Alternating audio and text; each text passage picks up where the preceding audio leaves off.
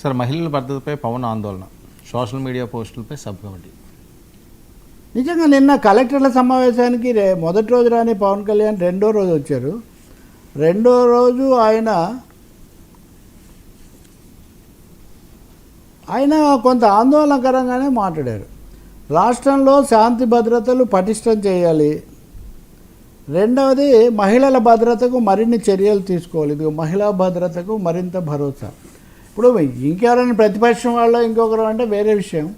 ఉప ముఖ్యమంత్రి గారు అందులో మహిళల భద్రత అదృశ్యం వీటి గురించి గతంలో మాట్లాడిన పవన్ కళ్యాణే నిన్న కలెక్టర్ల సమావేశంలో చెప్పడం అన్నది మటుకు రాష్ట్రంలో శాంతి భద్రతలు మరింత పటిష్టం చేయాలని అన్నారు. మహిళల రక్షణపై మరింత దృష్టి పెట్టాలని, మహిళలకు ప్రభుత్వం ఉందన్న భరోసా కల్పించాలని పేర్కొన్నారు.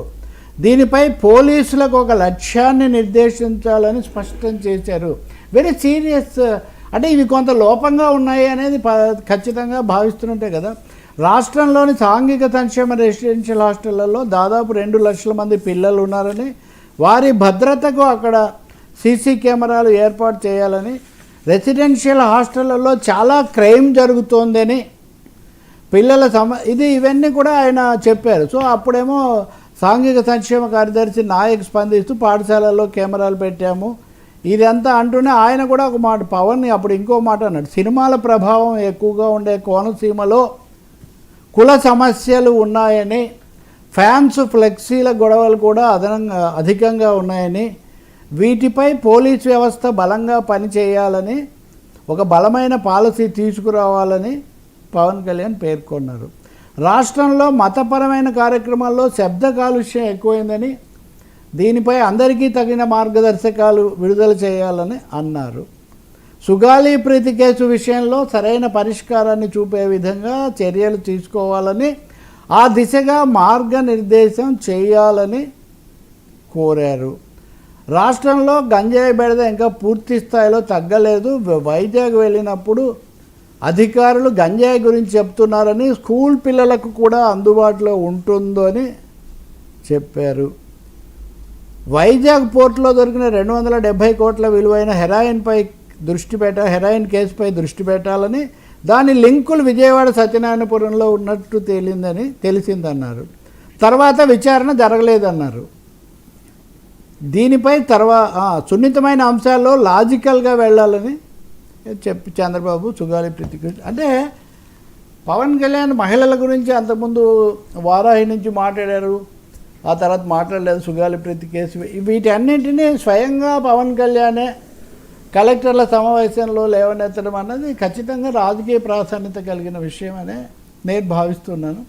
ఆయన అసంతృప్తిగా ఉన్నారు. గతంలో కూడా మహిళల భద్రత, హోంశాఖ, పోలీసుల విధి నిర్వహణ ఇలాంటి అంశాల మీద 1-2 సార్లు ఆయన అసంతృప్తి వ్యక్తం చేస్తున్నారు. ఇప్పుడు అధికారికంగానే ఈ పత్రిక కూడా ఇటువైపు పత్రిక కాదు, అటువైపు పత్రిక, అది కూడా క్లియరే. కాబట్టి ప్రభుత్వం ఏం చెప్తుందో, ముఖ్యమంత్రి వీళ్ళు ఏం చెప్తారో కూడా మనం చూడాల్సి ఉంది. సోషల్ మీడియా పోస్టులు వాటి మీద వస్తూనే ఉంది, అది జరుగుతుంది. సోషల్ మీడియా పోస్టులు ఈ మధ్య అనేకం వికృత రూపంలో కూడా వస్తున్నాయి. వాటిని చక్కదిద్దాల్సిన, కట్టుదిట్టం చేయాల్సిన అవసరం కూడా చాలా ఉంది. కొత్త చట్టం ఏదో తీసుకొస్తామని కూడా చంద్రబాబు చెప్పారు. కానీ మరోవైపున చూస్తే మీడియా మీద, ముఖ్యంగా సాక్షి వాళ్ళు మా మీద అణచివేత కేసులు, మా ఎడిటర్ ధనంజయ రెడ్డిని పిలిచారు ఇది అన్నారు. ఇంట్రెస్టింగ్ ఏమంటే ఇండియన్ న్యూస్ పేపర్ సొసైటీ వాళ్ళకు మద్దతుగా ఆంధ్రప్రదేశ్లో పరిస్థితి బాగాలేదని వాళ్ళు ఒక ప్రకటన చేశారు. రాజ్దీప్ సర్దేశాయి కూడా ఇండియా టుడే కన్సల్టింగ్ ఎడిటర్, ఆయన ఈరోజు చాలా వివరంగా ప్రకటన చేశారు. ఈ పరిస్థితి బాగాలేదు, ఆంధ్రప్రదేశ్లో మీడియా అనేది విమర్శిస్తే విమర్శ చేయాలి కానీ కేసులు పెట్టి స్టేషన్ల చుట్టూ తిప్పుతున్నారని. సో ఇది రెండో భాగం సోషల్ మీడియాకి సంబంధించి. ఈరోజు సజ్జల భార్గవ రెడ్డి కూడా పోస్టుకు సంబంధించి ఒక కేసులో ఆయన హాజరయ్యారని కూడా చూస్తూ ఉన్నాము.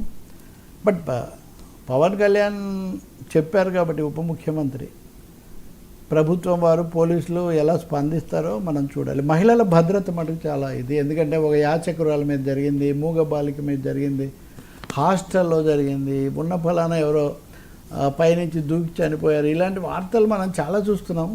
వీటికి ఎక్కడో ఫుల్ స్టాప్ పెట్టాల్సిన అవసరం మటుకు ఉంది. కనీసం కట్టుదిట్టం చేయాల్సిన ఇది మాత్రం ఉంది.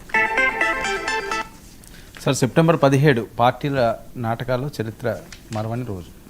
ఈరోజు జరుగుతుంది కదా, కేంద్ర మంత్రి రాజ్నాథ్ సింగ్ వస్తున్నారు, తర్వాత రేవంత్ రెడ్డి ఏమో ప్రజాపాలన రోజు అని వాళ్ళు జరుపుతున్నారు.